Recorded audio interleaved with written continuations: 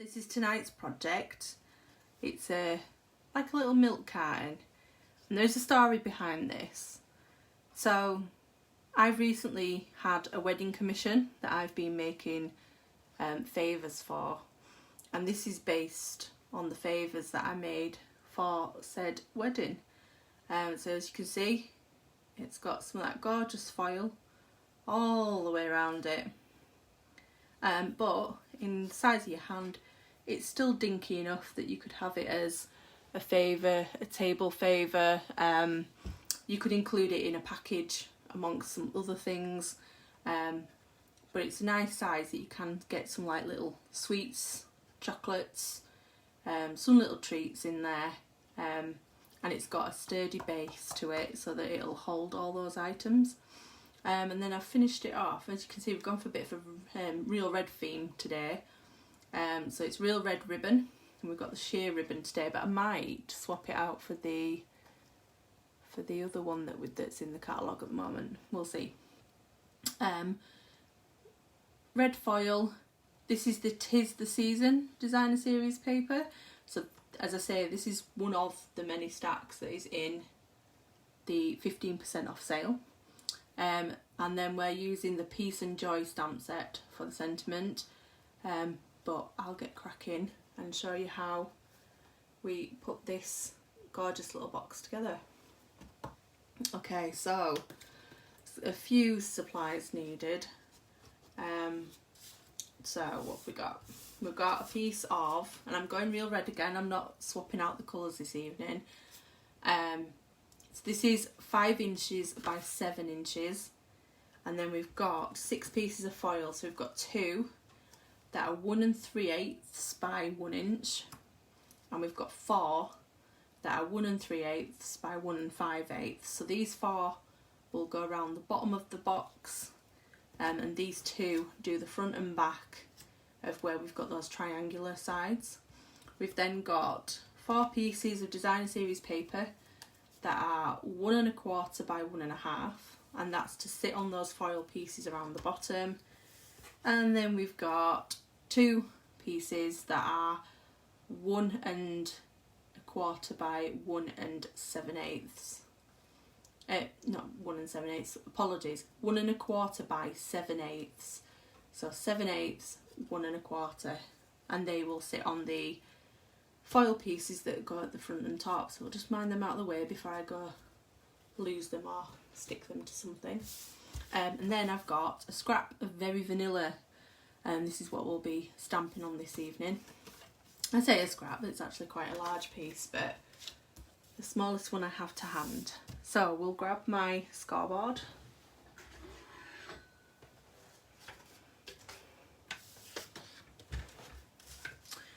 Okay, so there's not much scoring, but there is a measurement on the long side and one very similar on the short side that I always confuse. So let's see if I can go blooper free this evening, shall we? Place your bets now. Okay, so we'll start on the long side. So this is the 7-inch side, and we're going to score this at 1 5/8, 3 1/4, 4 7/8, 6 1/2. And then we're going to turn this to the short side, and then it's 1 5/8 again, and it's this time it's 3 1/2. So you can see where I get confused and usually do it wrong. And 4 5/8. And then you want to turn back. So this thin strip at the top here is where the carton is going to come together. And what you want to do is just ever so slightly on this side here, just move it off of that edge just a tiny bit, because these are 1 5/8. We need to find the middle, which will be 7/8. But if we butt it up too far, it won't be the middle. So I just move it ever so slightly because it's like a 16th that you need. Oh look, there's Debbie with her scathing comments. No, I don't get confused.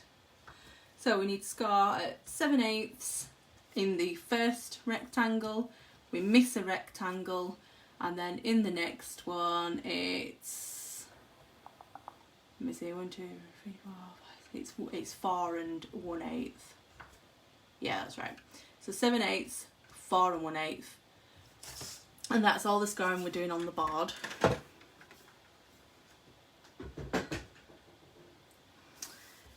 So now, where we've made those little scores to that first score line there, we need to then create triangles in these boxes so that we get this tight triangular fold on the side, and it'll help bring the lid together nice and straight for us. So I'm using my bone folder because I don't know what I've done with my steel rule, but what we're doing is from the line we've created on the top, we're going to score into the corner of each side of the rectangle there, like so. And as you'll see, that's created a triangle in there for us to use as a guide. And again in this first square, like so. So you only need it in the first one and in the third one. The others you leave as they are. I'll pop these out of the way. Put my scoring tool away before I lose it. Okay, so we'll burnish all these lines. My office buddy probably did borrow it, so I only bought a new grid pad maybe a month ago. I've had to buy a new one because it's that way with the, I'd say office buddy, but I think buddy's pushing it. So my other half, who, yeah, he has his own crafty hobby. It's not paper craft, same as me, but he has an equivalent desk just to the side over there. And he's decided that my take your pick tool, my grid paper, my scissors, and all the other good things that I have for paper crafting are also good for his hobby too. So this week, well, over the last couple of weeks, every time he's borrowed something of mine, I've made him buy me a brand new one. So he can borrow other more expensive items if he wants, and then I can get new ones of those. So all I'm doing here now is bending the card stock on those lines that we've created, just to give it a bit of a give when we come to actually put the box together. Okay, so there's very minimal cutting on this because of the way that we scored it. So on your right hand side you'll have a small 1/2 inch strip. At the top corner you just want to give that a little bit of a mitre, and then at the bottom you've got this skinny rectangle which you want to get rid of completely, so we'll cut up the side of that. And then on this tab that's left, I'm just going to mitre that slightly as well. And that's your adhesive strip. And then at the bottom here, these 4 are going to be your tabs for the base, and I try to keep these not all whole, and we will wedge them a little bit, but as whole as possible, because the more layers you've got on that bottom, the more strength you give in it. So if you do put something that's a little heavier in there, it won't just fall straight out at the bottom. So we've got our adhesive piece there, and it's going to go around like so, which means that this one here is the back and this one here is the front. So you want to keep your front perfectly square.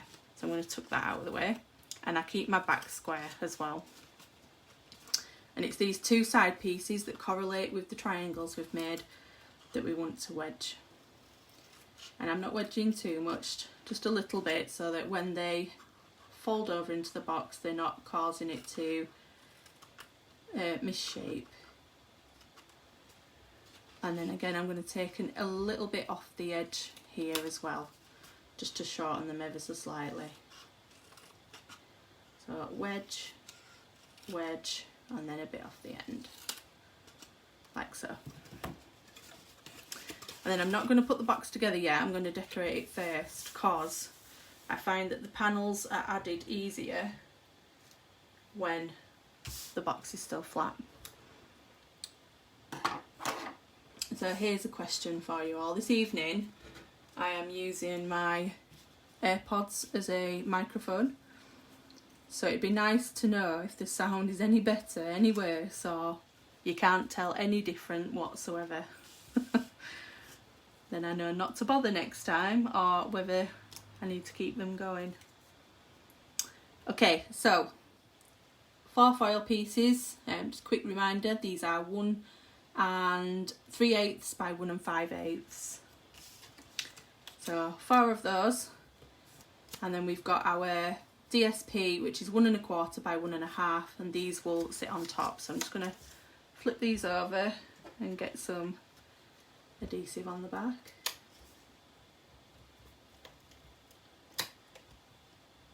And those of you that were watching last week and saw me absolutely obliterate a Seal Plus, it was confirmed faulty by Stampin' Up, and they have sent me a replacement. For some reason the tape had actually been put on upside down on the real runners. So when you saw me trying to pull along the tape runner like I would normally, I was pulling tape that had already stuck to itself, so there was no adhesive on it. So yeah, very fast replacement as well, no trouble in replacing it for me. So I'm all clear, great. I always get this little bit of a fear that when I'm introducing something new into technology, that it's not going to work how I want it to. So at least now you'll hear my bloopers loud and clear, yeah? Let's get this on here. Maybe that should be my brand name, the Blooping Crafter. Play on words. So as you can see, that paper on that foil there looks absolutely gorgeous. I love foil. I could use foil all year, but I don't think it always needs foil, does it? I think it looks gorgeous on Christmas stuff. Okay, so the 2 smaller pieces, these are 1 3/8 by 1 for the foil, and 1 1/4 by 7/8 for the DSP. Means you can't mumble. Oh yeah, I better not swear then, had I? If I go wrong and I swear, I do apologise. But it can't be as bad as the week when the never-ending card went wrong. So that's just my defining moment. The never-ending card that literally did end because it never started. Nothing can be as bad as that moment, can it?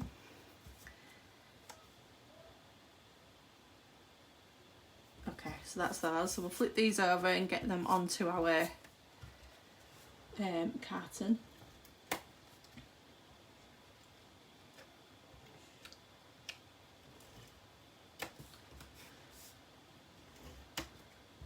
I was going to do a green version of this because the foil that you get comes in red and in green, but I didn't like any of the green ribbons I've got on it. This shaded spruce ribbon is too big. Just jade doesn't quite go with the colour green of the foil. And what else have I got? Pretty Peacock's too dark.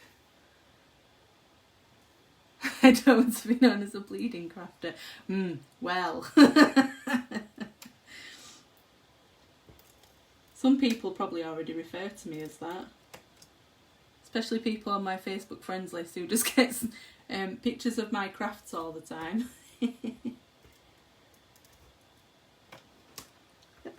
Right, okay, so the 2 little ones, these want to go in the rectangles that we didn't add triangles to.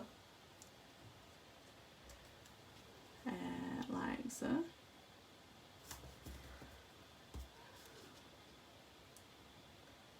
There we are, and then these 4 go in these panels at the bottom.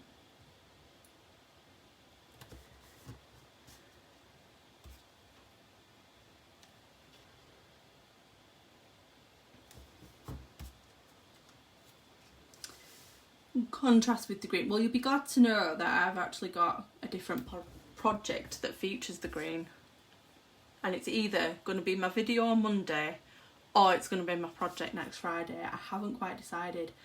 I've got 2 projects finished at the side of me, ready to go on, videos of my blog, etc. I haven't quite decided which order they're going to go in. So it's either going to be a green foil project on Monday on my blog or next Friday on my live. So I've got to make my mind up. Okay, so that's how it looks flat. We now need to just put a piece of adhesive down here. Bleeping, oh don't worry Liz, I think a lot of people already call me Bleeding Crafter as well. Or the Bleeding Bleeping Crafter. That's a mouthful, isn't it? Right, okay, so that's that adhesive strip, and as you can see we could now push those in and make the top that we need.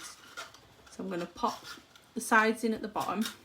Where's my seam? My seam's up there, so pop the back in. And then pop some more adhesive on this front piece. Like so. Square that up. And there we go. And then this is where you'd obviously pop your treats in now. I've not got any to pop in this evening. Probably because I've eaten them all already. There we go. So all I'm going to do with this at the moment is close it with some glue dots, so then I can pop it back open and put something in it if I need to. You could get a hole punch and actually pop some holes through, but I'm not going to do that tonight.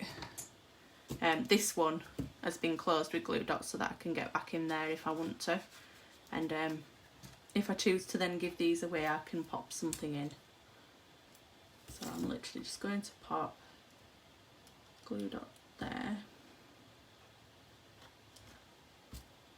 and on the other side.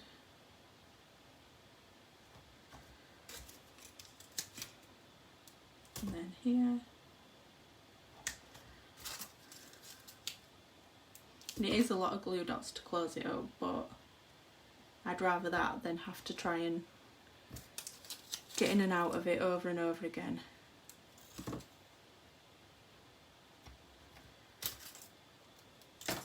Like so. In fact, I might just fasten it like this permanently.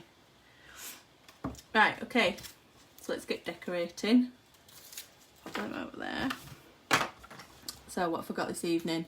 I'm going to do my ribbon and that before the stamping. So we've got the Real Red Sheer ribbon.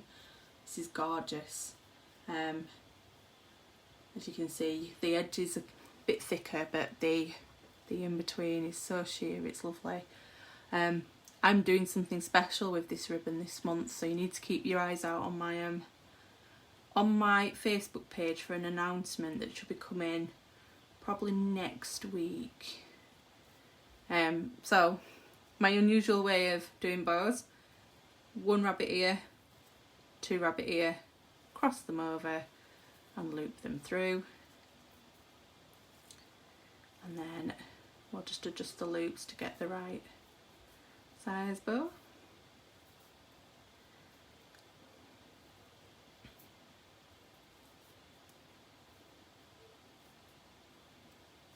She says this one ain't going so well, is it? There we go. Perfect.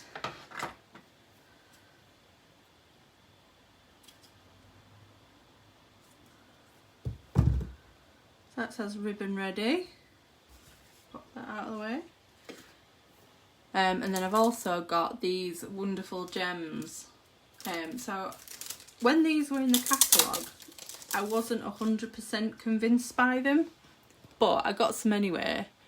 And as you can see, I don't know if the camera's picking that up that well,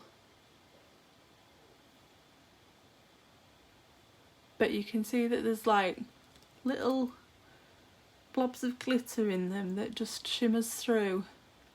I think that's captured them for you. And all I'm doing is grabbing one of these larger ones at the bottom and just popping it there in the corner, like so. We'll pop a glue dot under that ribbon.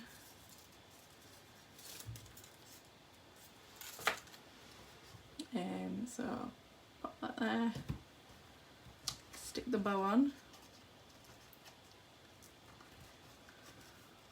There we are. Right, stamping time. So I've got my scrap of Very Vanilla. I've got my matching real red ink. And what are we doing this evening? We're using Peace and Joy. So this has got some amazing dies with it, which are on one of my projects next week, so you'll see them then. But what we're using this evening is, I love how they do the reverse of the wording. I like when obviously sentiments that have got the, you know, when you press them down the main impression is the word, but I also like when they do the stamps that are the opposite and the impression's the background and you leave the wording, you know, see through for the colour of the card. And I like that these ones have separated all the phrases up, so you don't have to cut them up, you can just stamp them as you want them. And I know that some people prefer Happy Christmas over Merry Christmas, so it gives you that option too. But this evening I'm going with Merry Christmas, just to match that other one. And as you'll see, I've been using this stamp set a bit already. So get Merry and Christmas out. And I'm putting them on the same block, but I'm spacing them a little bit. It doesn't matter if they're straight because we're going to cut round them. I'll just put some in the card there. Stamp in the corner there. And I always do it a couple of times just to see which one looks better, because I'm heavy-handed. So I'm going to go with that one. Pop that ink out of the way, because there's nothing worse than getting red on you, because red's probably one of the worst colours to try and wash out. Let's pop that away.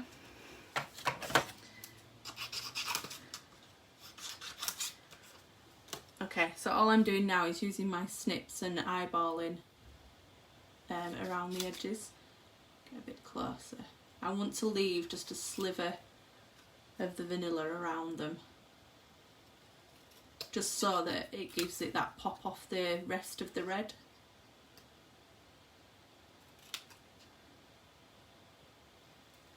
Like so. And I love snips, and these small sentiments mean that snips fit pretty much down the whole side, so you don't have to try and keep straight as you're cutting along, because it's only one snip to get to the other side of the wording. They're too thin for a tape runner.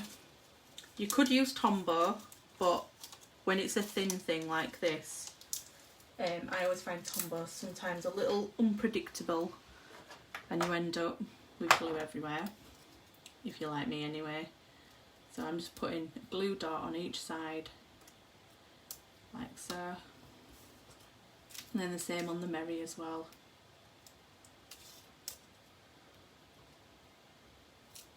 Like so. And then I'm popping the Christmas on first, because then I know how much room I've got to play with, but I'm putting it on just a bit of a jaunty angle.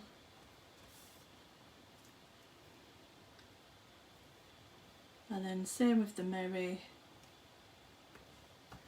And there you are. That's the gorgeous little carton. So I could replicate these over and over again. In fact, the wedding I mentioned at the beginning, I've made 30 of these, not in this design, but I've made 30 of them.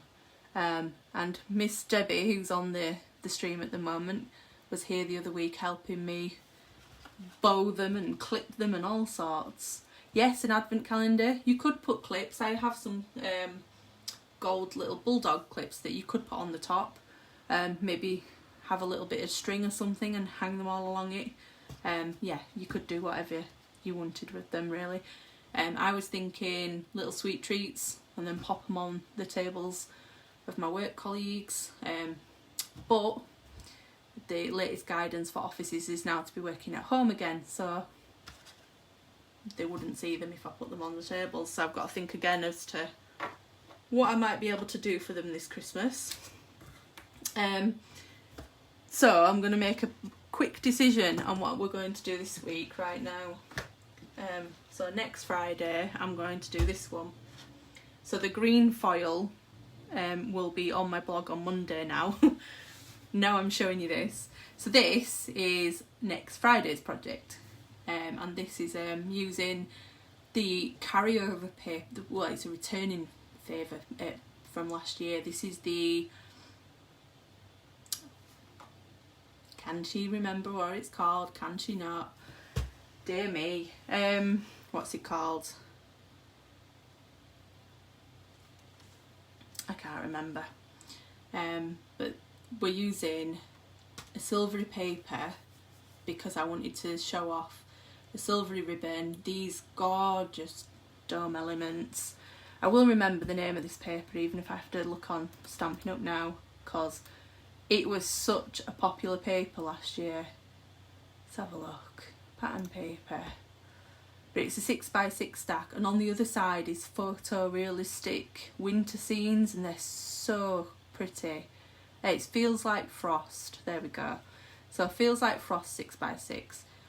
And one side of it are these white and silver patterns, and the other side, as I say, is the photorealistic.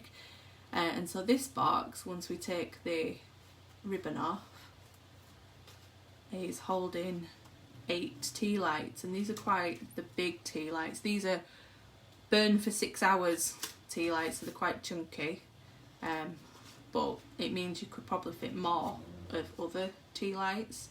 Those ones are probably the same size as those that comes in the cup from IKEA, etc.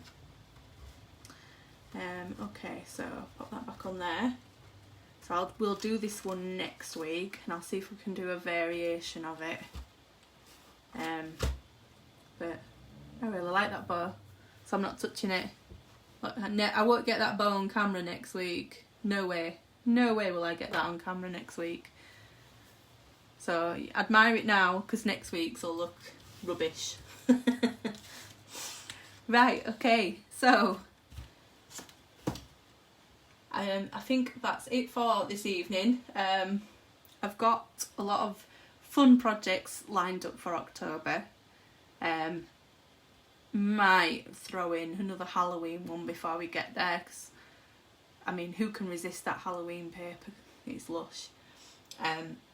So thank you all for joining me. All the measurements, all the products used will be on my blog tomorrow morning, along with a replay of this video, or you can head over to my YouTube and watch the video straight away on there. Facebook will have the video as soon as I hit save on it after this stream has ended. And I will see you all again next Friday. But keep an eye out on my Facebook for that announcement. It will be going out before next Friday's live. I'm very excited about it. Okay, so I will see you all next week. Thanks for joining. Bye.